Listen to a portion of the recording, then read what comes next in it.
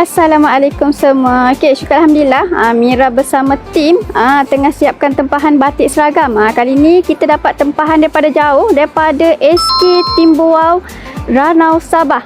Sebanyak 150 meter. Wow, memang sangat-sangat banyak. Yang ni untuk para guru, tengok ni. Desain yang dipilih memang sangat-sangat cantik. Desain kita corak abstrak bertemakan color beige. Cuba korang tengoklah. Kain dia memang lembut awak. Memang sangat-sangat lembut. Kain yang digunakan ialah material royal silk. Di mana kain dia memang lembut flowy je. Lepas tu kain dia memang tahan lasak. Lepas tu kalau buat macam ni memang susah sangat nak berkedut. Okey, untuk tempahan ni kita dah siap packing, tanda ikut meter, senang untuk agihan nanti.